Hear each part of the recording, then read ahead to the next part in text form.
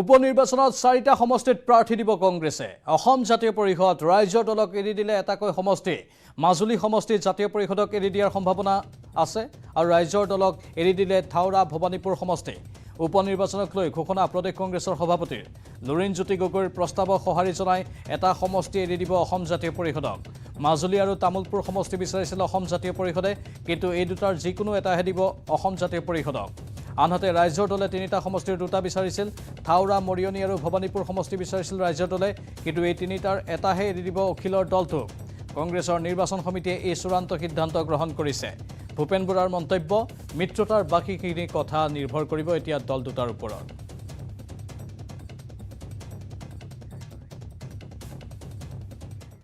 ইফালে কংগ্ৰেছে অসম জাতীয় পৰিষদক এখন আসন এৰি দিয়া প্ৰসংগত জাতীয় পৰিষদৰ আনুষ্ঠানিকভাৱে প্ৰতিক্ৰিয়া প্ৰকাশ অসম জাতীয় পৰিষদে এক প্ৰেছ বিবৃতিযোগে কয় যে উপনিৰ্বাচনত এটা সমষ্টিত বিৰোধী শিবিৰৰ উমৈহতীয়া প্ৰাৰ্থী প্ৰক্ষেপৰ বিষয়টোত সকলো বিজেপি বিৰোধী অসাম্প্ৰদায়িক দল সহমতত আহিব লাগে জাতীয় পৰিষদে কংগ্ৰেছ দলক কোনো নিৰ্দিষ্ট সমষ্টিৰ দাবী উত্থাপন কৰা নাছিল আৰু সহমতৰ ভিত্তিত যিকোনো সমষ্টিত প্ৰতিদ্বন্দ্বিতা কৰিবলৈ জাতীয় পৰিষদ সাজু বুলি বিবৃতিটোত উল্লেখ কৰা হৈছে কংগ্ৰেছ দলে 6টা সমষ্টিৰ এটা অসম জাতীয় পৰিষদক এৰি দিব বুলি আনুষ্ঠানিকভাৱে অৱগত কৰাৰ পিছতহে পৰৱৰ্তী সিদ্ধান্ত দলটোৱে গ্ৰহণ কৰিব বুলি বিবৃতিটোত উল্লেখ কৰা হয়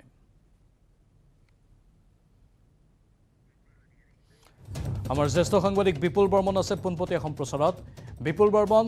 যদিও অসম জাতীয় পৰিষদে কিছু ক্ষেত্ৰত যেন সহমতত উপনীত হোৱাৰ এক ইংগিত প্ৰদান কৰিছে তেওঁলোকে হয়তো আলোচনাৰ মাধ্যমেৰে এই সকলো বিষয় নিষ্পত্তি কৰিব কংগ্ৰেছে যি প্ৰস্তাৱ আগবঢ়াইছে কিন্তু ৰাইজৰ দলে পোনপটীয়াকৈ কৈছে এই সমগ্ৰ বিষয়টোৰ পৰা অন্য দিশলৈ যাবলৈ চেষ্টা কৰিছে সামগ্ৰিকভাৱে আপুনি তথ্যখিনি আগবঢ়াওক বিপুল প্ৰাঞ্জল চাওক যেহেতু অধিসূচনা জাৰি হৈছে আৰু এতিয়া মনোনয়ন প্ৰক্ৰিয়া আৰম্ভ হৈছে গতিকে তেনে ক্ষেত্ৰতে শাসক বিৰোধী আটাইকেইটা দলে যথেষ্ট তৎপৰ হৈ পৰিছে কাক কেনেকৈ কোনে প্ৰাৰ্থিত্ব দিব আৰু কংগ্ৰেছৰ কথাটো যেহেতু আপুনি উল্লেখ কৰিছে যোৱাকালি কংগ্ৰেছৰ যি প্ৰদেশ কংগ্ৰেছৰ সভাপতি ভূপেন বৰাই তেখেতে সংবাদমেল অনুষ্ঠিত কৰিছিলে আৰু তেওঁলোকে নিৰ্বাচনী কমিটিসমূহৰ দিনত 3খনকৈ বৈঠক অনুষ্ঠিত হৈছিলে আৰু সকলো ধৰণৰ কথা কৈছিলে গোসাইগাঁৱৰ কথা কৈছিলে ভৱানীপুৰৰ কথা কৈছিলে তামুলপুৰৰ কথা কৈছিলে থাউৰা মৰিয়নি আৰু মাজুলীৰ কথা কৈছিলে গতিকে তাৰ পিছত তেখেতসকলে আনুষ্ঠানিকভাৱে যেতিয়া সংবাদ মাধ্যমক সম্বোধন কৰিছিল তেতিয়া এটা কথাই কৈছিলে প্ৰদেশ কংগ্ৰেছৰ সভাপতিগৰাকীয়ে যে আমি 4টা সমষ্টিত কংগ্ৰেছে হাতৰ চিনত নিৰ্বাচন খেলিব আৰু বাকী দুটা সমষ্টি এটা ৰাইজৰ দলক আৰু এটা অসম জাতীয় পৰিষদক এৰি দিব তাৰ পিছতে সাংবাদিকে যেতিয়া প্ৰশ্ন কৰিছিল যে কোনকেইটা সমষ্টি এৰি দিয়াৰ সম্ভাৱনা আছে পোনছাতে সেইখিনি কথা উল্লেখ নকৰিলেও তেখেতে এটা কথা কৈছে যে ৰাইজৰ দলে থাউৰা সমষ্টি মৰিয়নি সমষ্টি আৰু লগতে ভৱানীপুৰ সমষ্টি এই 3টা সমষ্টি বিচাৰিছিলে আৰু লগতে অসম জাতীয় পৰিষদে আপোনাৰ তামুলপুৰ আৰু মাজুলী সমষ্টি বিচাৰিছিলে গতিকে আমি যিখিনি কংগ্ৰেছৰ ভিতৰৰ সূত্ৰৰ পৰা খবৰখিনি পাইছোঁ মাজুলীটোৱে অসম জাতীয় পৰিষদক দিয়াৰ পূৰ্ণ সম্ভাৱনা আছে এতিয়া জাতীয় পৰিষদে সেই মাজুলীটো গ্ৰহণ কৰে নে নকৰে কাৰণ তেওঁলোকে তামুলপুৰ আৰু মাজুলী বিচাৰিছিলে সম্ভৱত যদি 90% সম্ভাৱনা আছে যে তেওঁলোকে অৱশেষত মানি ল'ব মাজুলীটো কাৰণ মাজুলী এটা খুব সন্মানীয় সমষ্টি আৰু তাৰপিছত আহিল ৰাইজৰ দলৰ কথা ৰাইজৰ দলে যিহেতু 3টা সমষ্টিক লৈ তেওঁলোকে মিত্ৰতাৰ প্ৰসংগত আলোচনা কৰিছিলে গতিকে তেওঁলোকে আছিলে আপোনাৰ থাউৰা সমষ্টিত ধৈৰ্যকৰৰ নামটো ইতিমধ্যে ঘোষণা কৰিছিলে তাৰপিছত মৰিয়নি সমষ্টিত প্ৰাৰ্থিত্ব তেওঁলোকে ঘোষণা কৰিলে আৰু এটা সমষ্টি ভৱানীপুৰ সমষ্টিত যোৱাবাৰ যিটো তাত কমল মেধি ইলেকশ্যন খেলিছিলে গতিকে এই 3টা সমষ্টিত আমি কংগ্ৰেছৰ সূত্ৰৰ পৰা জানিব পাৰিছোঁ যে এতিয়া কংগ্ৰেছে দিব বিচাৰিছে ৰাইজৰ দলক আপোনাৰ ভৱানীপুৰ সমষ্টিটোত গতিকে যদি তেওঁলোকে থাউৰা সমষ্টিত ধৈৰ্যকৰক লৈ মানুহৰ ঘৰে ঘৰে আজি প্ৰায় 10-15 দিন আগৰ পৰা যিহেতু গৈছে বা নিৰ্বাচনী প্ৰচাৰ তেওঁলোকে চলাইছেই অধিসূচনা জাৰি হোৱাৰ আগৰে পৰা গতিকে তেওঁলোকে হয়তো এই কথাখিনি মানি নল'ব কংগ্ৰেছে ভৱানীপুৰ দিব বিচৰাটো অৱশেষত ৰাইজৰ দলে এই যিটো এলায়েন্স বিৰোধী যিটো উমৈহতীয়া প্ৰাৰ্থিত্ব সন্দৰ্ভত তেওঁলোকে নথকাৰ সম্ভাৱনা বেছিকৈ আছে গতিকে এই মুহূৰ্তত এইখিনি কথা ক'ব পাৰে আৰু বাকী যিহেতু 4টা সমষ্টি আপোনাৰ কংগ্ৰেছে হাতৰ চিনত খেলিব গোসাইগাঁও সমষ্টি এটা সময়ততো কংগ্ৰেছৰ বহু দখলত আছিলে মই যোৱাকালিও কৈছিলোঁ বা লাইভত কৈছোঁ যে 8বাৰ জিকিছিলে মিথিয়াছ টুডু গতিকে কংগ্ৰেছে তাত আজিৰ দিনত পজিশ্যন ভাল নহয় কিন্তু তথাপিও তেওঁলোকৰ হাতৰ চিনটো তাত সকলোৰে পৰিচিত গোসাইগাঁও সমষ্টি তাৰপিছত তেওঁলোকে যদি আপোনাৰ তামুলপুৰৰ নিৰ্বাচন তাত পদুম বাহাদুৰ চৌহান কংগ্ৰেছৰ নেতা আছিলে তাত জয়লাভ কৰিছিলে তাৰ পৰা এই যিটো বিগত যি 2021 চনৰ বিধানসভা নিৰ্বাচন এই নিৰ্বাচনত যদি আমি চাওঁ তেতিয়াহ'লে মিত্ৰজোঁট মানে শাসকীয় পক্ষৰ মিত্ৰজোঁটে কিন্তু মাজুলী সমষ্টিৰ সৰ্বানন্দ সোণোৱাল জিকিছিলে আৰু তেওঁলোকে তাৰ উপৰি আপোনাৰ তামুলপুৰত UPPLৰ লেহৰাম বড়ো জিকিছিলে কিন্তু বাকী যদি 4টা চিট আপুনি চায় তেতিয়াহ'লে এইটো মহাজোঁটলৈ গুচি গৈছিলে মাজেন্দ্ৰ নাৰ্জাৰী জিকিছিলে আপোনাৰ গোসাইগাঁৱত ঠিক তেনেদৰে ভৱানীপুৰত ফণীধৰ তালুকদাৰ জিকিছিলে থাউৰাত সুশান্ত বৰগোহাঁই জিকিছিলে আৰু লগতে মৰিয়নিত ৰূপজ্যোতি কুৰ্মী জিকিছিলে কিন্তু এতিয়া চৰকাৰ চৰকাৰ যিহেতু মিত্ৰজোঁটে 2 আছিলে মহাজোঁটৰ 4 আছিলে কিন্তু এতিয়া চৰকাৰ গঠনৰ পিছত আৰু এতিয়া সমীকৰণ যিহেতু সলনি হৈছে গতিকে আগন্তুক যি 30 তাৰিখে নিৰ্বাচন অনুষ্ঠিত হ'ব এই মাহৰ গতিকে যথেষ্ট ইণ্টাৰেষ্টিং হ'ব এতিয়া আজিকালিৰ ভিতৰত চূড়ান্ত হৈ যাব কাৰণ কিয় 8 তাৰিখে মনোনয়ন পত্ৰ প্ৰদানৰ শেষ দিন গতিকে এই যিটো 6টা সমষ্টি বিশেষকৈ 5টাত ঘোষণা কৰিছে এই 5টালৈ যথেষ্ট ইণ্টাৰেষ্টিং হৈছে কিন্তু এইখিনিতে এটা কথা আলোচনা হৈছে যে এই গোটেই 6টা 5+1 এই 6টা সমষ্টিতে অসম গণ পৰিষদ দলে এটা সময়ত জিকি থৈ দিছিলে কিন্তু সেই অসম গণ পৰিষদ দলে এটাও সমষ্টি নিবিচৰা কাৰণ বিশেষকৈ যোৱাবাৰ ভবানীপুৰ সমষ্টিত অসম গণ পৰিষদৰ প্ৰাৰ্থিত্ব আছিলে মাত্ৰ 3000 ভোটত পৰাজয় বৰণ কৰিছিলে ফণী তালুকদাৰৰ লগত গতিকে সেই সমষ্টিটো তেওঁলোকে খেলিবলৈ বিচৰা নাই এতিয়া বিজেপিয়ে বিগ ব্ৰাদাৰ হিচাপে তাত নিৰ্বাচন খেলিব বহু লোকে যোৱাকালি আমাক ইণ্টাৰভিউ দিছিলে যে মাজুলী থাওৰা বা মৰিয়নি তামোলপুৰ ভবানীপুৰ আৰু গোসাইগাঁও এই গোটেই 6টা সমষ্টিতে অসম গণ পৰিষদ দলে জিকি থৈ দিছে আগতে কিন্তু জিকি থৈ দিয়াৰ পিছতো তেওঁলোকে এটা সমষ্টিও নিৰ্বাচন খেলিবলৈ বিচৰা নাই এইটো অত্যন্ত গুৰুত্বপূৰ্ণ কথা হিচাপে চিহ্নিত হৈছে প্ৰাঞ্জল নিশ্চয় বিপুল বৰ্মন আপুনি অত্যন্ত ডাঙৰ পইণ্ট এটা উল্লেখ কৰিছে যিহেতু আঞ্চলিক শক্তি অসম গণ পৰিষদ আৰু অসম গণ পৰিষদেই এই 6টা সমষ্টিৰ এটাও সমষ্টি বিচৰা নাই সেয়া অত্যন্ত তাৎপৰ্যপূৰ্ণ এটা বিষয় কিন্তু বিপুল বৰ্মন সমান্তৰালভাৱে যদি আমি চাওঁ শাসকীয় পক্ষলৈ আজি শাসকীয় পক্ষ অৰ্থাৎ বিজেপি দলৰ মিটিং আছে সন্ধিয়া 7 বজাৰ পৰা এই নিৰ্বাচন সন্দৰ্ভতে তেওঁলোকে তাতেই চূড়ান্ত কৰিব ক'ত কাক প্ৰাৰ্থী দিব নামনি অসমৰ যিকেইটা সমষ্টিৰ কথা ক'লে আপুনি তাত UPPLক এৰি দিব ইতিমধ্যে স্পষ্ট হৈছে বিজেপিৰ ৰাজ্যিক সভাপতিগৰাকীয়েও সেই কথা কৈছে মানে আমি ক'ব পাৰোঁ BPFে যদিও বিজেপিৰ কাষ চাপিবলৈ চেষ্টা কৰি আছিল কিন্তু তেওঁলোকৰ যেন সকলো চেষ্টা বিফল হ'ল হয় আপুনি গুৰুত্বপূৰ্ণ প্ৰশ্ন কৰিছে কাৰণ যথেষ্টখিনিত হাগ্ৰামাই তেখেতে বহুবাৰ মুখ্যমন্ত্ৰীৰ লগত বৈঠক অনুষ্ঠিত কৰিছিলে সকলো আশা কৰিছিলে যে কিবা এটা হ'ব নেকি এটা দুটা সমষ্টিৰ হয়তো দুটা যিহেতু BTRৰ 2টা সমষ্টি আছে আপোনাৰ তামোলপুৰ আৰু গোসাইগাঁও 2টা সমষ্টি এটাত হয়তো নিৰ্বাচন খেলিব নেকি নেখেলিলেও কিবা পজিটিভ এটা থাকিব নেকি সেনেকুৱা ধৰণৰ ভাবিছিলে কিন্তু আলোচনা ফলপ্ৰসূ নহ'ল আৰু UPPLক 2টা সমষ্টি এৰি দিয়াৰ কথা কৈছে গোসাইগাঁও তামোলপুৰ যোৱাকালি ভৱেশ কলিতাই যে ৰাজ্যিক সভাপতি বিজেপি তেখেতে ঘোষণা কৰিছে এতিয়া কথাটো হ'ল সিদিনা যে BPF পৰা গৈ কিনে যে আপোনাৰ বিধায়ক থকাৰ পিছতো গৈ বিজেপিত যোগদান কৰা ইমানুৱেল মুছাহাৰী কি হ'ব এতিয়া ইমানুৱেল মুছাহাৰী তাত খুব শক্তিশালী প্ৰাৰ্থী তেওঁ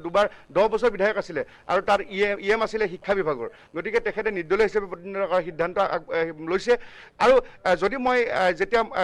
শাসকীয় পক্ষতে যিহেতু আছে বিজেপিয়ে কিছু সময় পিছত সন্ধিয়াৰ ভাগত আজি চূড়ান্ত কৰিব প্ৰাৰ্থী তেওঁলোকে বিজেপিয়ে খেলিব আপোনাৰ মৰিয়নিত খেলিব তাত ৰূপজ্যোতি কুৰ্মীয়ে প্ৰাৰ্থিত্ব হোৱাৰ সম্ভাৱনা আছে থাওৰা সমষ্টিত সুশান্ত বৰাগোহাঁয়ে প্ৰাৰ্থিত্ব হোৱাৰ সম্ভাৱনা আছে মাজুলীক লৈ তেওঁলোকৰ দধুৰ মধুৰত আছে আলোচনা বিলোচনা চলি আছে 3জনীয়া পেনেল আছে 3জন প্ৰাৰ্থী আছে এতিয়া তামোলপুৰটো UPPLক এৰি দিব গোসাইগাঁও UPPLক এৰি দিব ভবানীপুৰত এতিয়া ফণীধৰ তালুকদাৰক পুনৰ টিকট দিয়ে নে নিদিয়ে কাৰণ মাটি দালালৰ কিবা এটা কথা প্ৰসংগ ওলাইছিলে বহুতক গ্ৰেপ্তাৰ কৰিছিলে গতিকে এই 6টা সমষ্টি তেনেধৰণৰ কিন্তু মিত্ৰজোঁটত থকা অসম গণ পৰিষদ দলৰ কোন জিকিছিলে মই নামকেইটা ক'ব বিচাৰিছোঁ আপোনাৰ গোসাইগাঁৱত ৰাজেন্দ্ৰ মুছাহাৰী জিকিছিলে অসম গণৰ 96ত তাৰপিছত আপুনি যদি ঠিক তেনেধৰণে ভবানীপুৰত চাই সুৰেণ মেধি 2বাৰ মন্ত্ৰী আছিলে তাৰ পৰা 3বাৰ জিকিছিলে 91 85 আৰু 96ত ঠিক তেনেকৈ আপোনাৰ তেওঁলোকৰ বিধায়ক আছিলে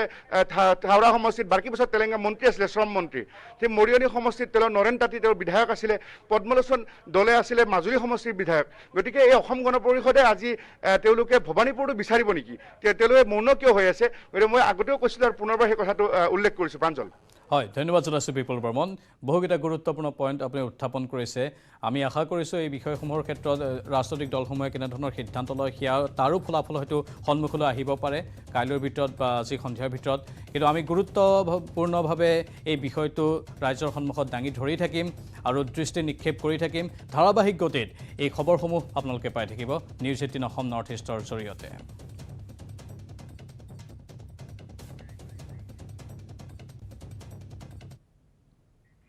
বাতৰিটা কৌ সময় হৈছে চমু বাণিজ্যিক বিৰতিৰ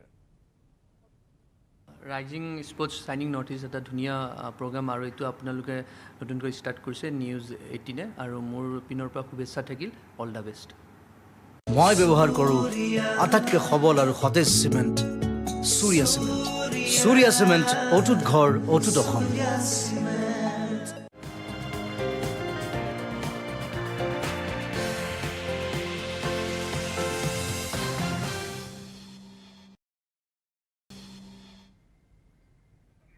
শাৰদীয় দুৰ্গা পূজালৈ মাজত মাথো 9 দিন কিন্তু কৰোনা মহামাৰীৰ দ্বিতীয় ঢৌৰ পিছত এইবাৰ পূজাৰ এতিয়ালৈ তেনে কোনো জাকজমকতা দেখা যোৱা নাই ইয়াৰ মাজতে প্ৰতি বছৰৰ দৰে ধুবুৰীৰ এজন বিশিষ্ট শিল্পী প্ৰদীপ কুমাৰ ঘোষ তেওঁ পূজা উপলক্ষে অভিনৱ শিল্পকৰ্ম অব্যাহত ৰাখিছে শিল্পীজনে নিৰ্মাণ কৰা পৰিত্যক্ত বৈদ্যুতিক বাল্বৰ দেৱী দুৰ্গাৰ অপৰূপ প্ৰতিমাই ইতিমধ্যে ৰাইজৰ মাজত চৰ্চা লাভ কৰিছে।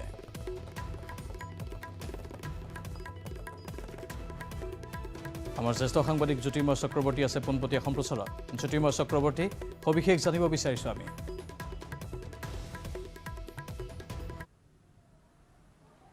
হয়, নিশ্চয়কৈ প্ৰাঞ্জল। দুৰ্গা পূজা বৰ্তমানে মাজত যদি আমি ক'বলৈ যাওঁ, শাৰদীয় দুৰ্গা পূজাৰ মাজত 9 দিন বা 10 দিন ইতিমধ্যে আছে। কিন্তু সেই হিচাপে আন বছৰৰ দৰে কিন্তু দুৰ্গা পূজালৈ ৰাইজৰ মনত তেনেকুৱা উৎসাহ দেখা পোৱা যোৱা নাই। কাৰণ কৰোণা মহামাৰীৰ পৰৱৰ্তী সময়ত বহু ক্ষেত্ৰত দেখা গৈছে অৰ্থনৈতিকভাৱে বহু মানুহ দুৰ্বল হৈ পৰিছে। ইয়াৰ উপৰিও পূজাৰ যিসমূহ নিয়ম নীতি SOP বান্ধি দিয়া হৈছে, তাকো লৈ বিভিন্নজনে বিভিন্ন বৰ্তমানে সন্দিহান হৈ আছে কেনেদৰে কি পালন কৰিব পাৰিব। তো সেইকাৰণে কিন্তু পূজাত তেনেকুৱা যি আড়ম্বৰতা এক কথাত ক'বলৈ গ'লে তেনেকুৱা নাই। সৰু সৰু বাজেটত পূজা হ'বলৈ আৰম্ভ কৰিছে বৰ্তমানে। যোৱাবাৰ যেনেকুৱা দেখা গৈছিল বহু ঠাইত ঘটত পূজা হৈছিল, কিন্তু এইবাৰ পূজাত দেখা গৈছে পেণ্ডেল হ'ব, মণ্ডপ হ'ব, কিন্তু সেইবিলাক সৰু আকৃতিত বৰ্তমানে হ'বলৈ আৰম্ভ কৰিছে। তাৰ মাজতে কিছু ব্যতিক্ৰমী শিল্পী আছে,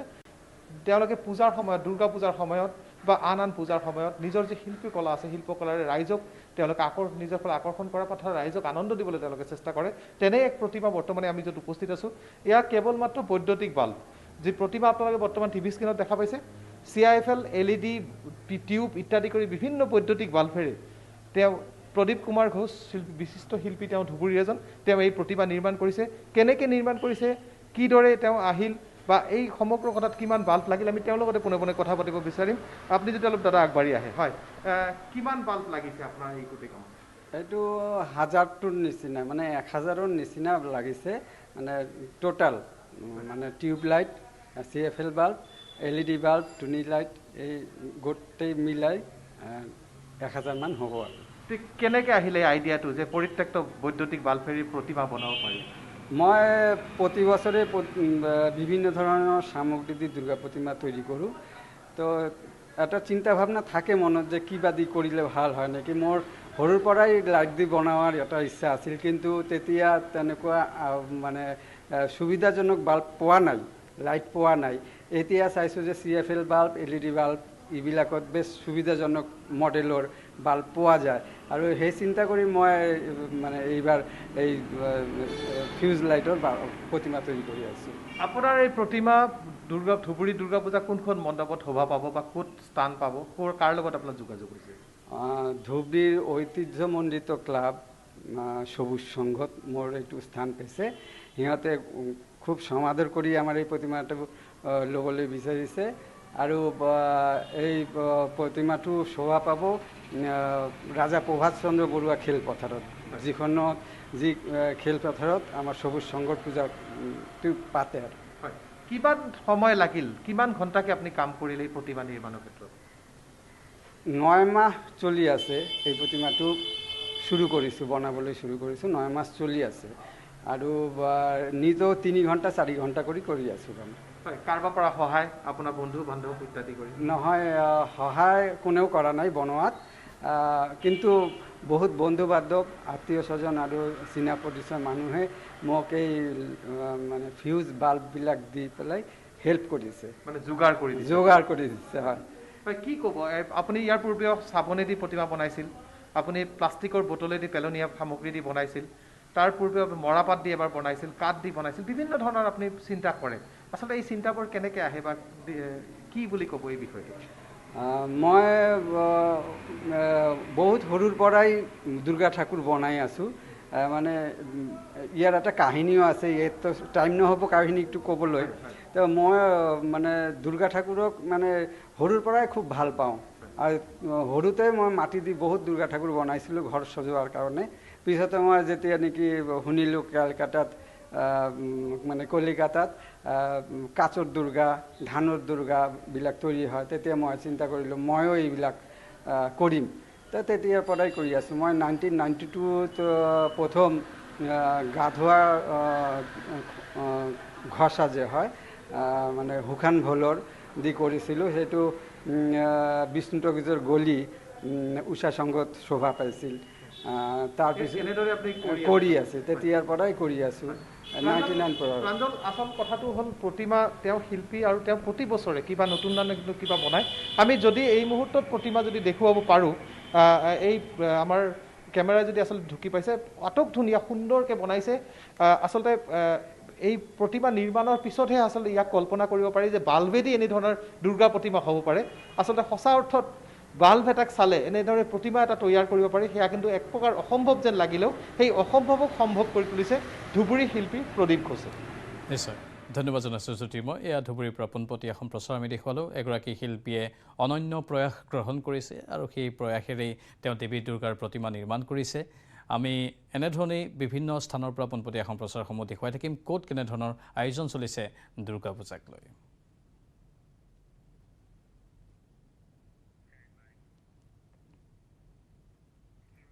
পৰিবহণ মন্ত্ৰী চন্দ্ৰমোহন পাটোৱাৰী শুকুৰবাৰে বিয়লি হঠাৎ নিমাতীঘাটত উপস্থিত হৈ ফেৰী চলাচল ব্যৱস্থা পৰ্যবেক্ষণ কৰে। নিমাতীঘাটৰ নাও দুৰ্ঘটনাৰ পিছত এসপ্তাহতকৈও অধিক দিন যোৰহাটত বাহৰ পাতি থাকি মন্ত্ৰীগৰাকীয়ে আভ্যন্তৰীণ জল পৰিবহণ বিভাগটোক এক নতুন ৰূপ দিয়াৰ চেষ্টা অব্যাহত ৰাখিছিল। তাৰ পিছৰে পৰা নিমাতী মাজুলীৰ মাজত ৰোপেক্সকে ধৰি কেইবাখনো জাহাজ চলাচলৰ ব্যৱস্থা কৰে। চৰকাৰে বান্ধি দিয়া সুৰক্ষা বিধিসমূহ মানি চলা হৈছেনে নাই, শুকুৰবাৰে বিয়লি যাত্ৰীসকলৰ মাজলৈ গৈ মত বিনিময় কৰি তাৰেই তেওঁ বুজ লয়।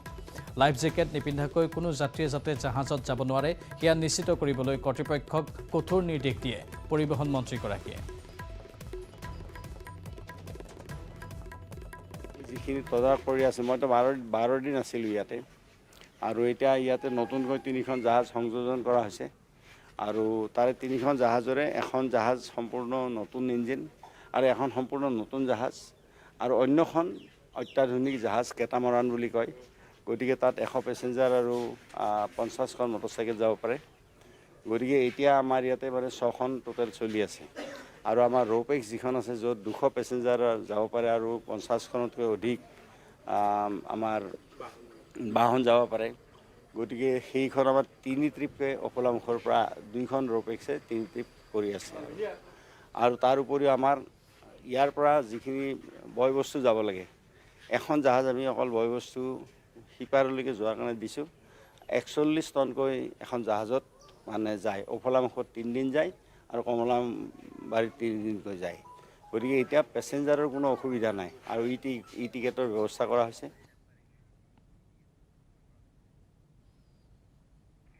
আৰু ইয়াৰ লগে লগে সময় হৈছে এতিয়াৰ বাতৰিৰ পৰা বিদায় লোৱাৰ। নমস্কাৰ। ব্যৱহাৰ কৰোঁ আটাইতকৈ সবল আৰু সতেজ